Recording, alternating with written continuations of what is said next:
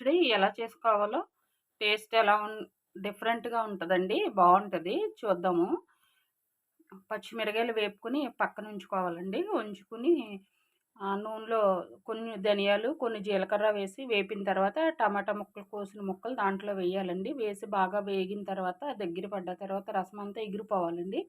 ఎగిరిన తర్వాత చింతపండు కొద్దిగా తీసుకొని దాంట్లో వేసేసి మూత పెట్టి అలా కట్టేసి ఉంచితే కొంతసేపు పొయ్యి కట్టేసి కొంతసేపు ఉంచితే చింతపండు మగ్గుతదండి. దాన్ని ఇలా మిక్సీ పట్టుకొని లైట్‌గా పట్టుకోవాలండి మిక్సీ. మెత్తగా పట్టుకుంటే టేస్ట్ ఉండదు.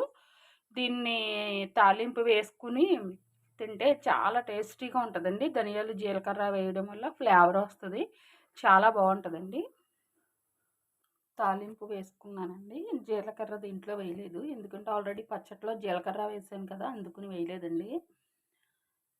నేనొక చిన్న మిస్టేక్ చేశానండి.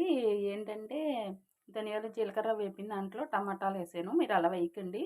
మిరగాయలు వేపుకొని ప్రత్యేకంగా తీసుకొని దాంట్లో ధనియాలు, జీలకర్ర దాంట్లోనే వేపుకొని పక్కన పెట్టుకోండి. ఎందుకంటే ధనియాలు ఎక్కువ నలగాలి కదా! మిరగాయలతో పాటు మిక్సీ పట్టుకుంటే బావుంటదండి.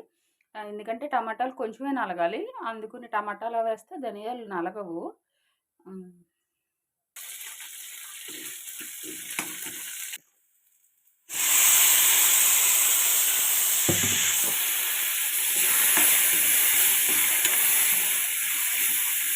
మంచి స్మెల్ వస్తుందండి. తాలింపు ఇలా రావాలి. టమాటా పచ్చడి కంప్లీట్.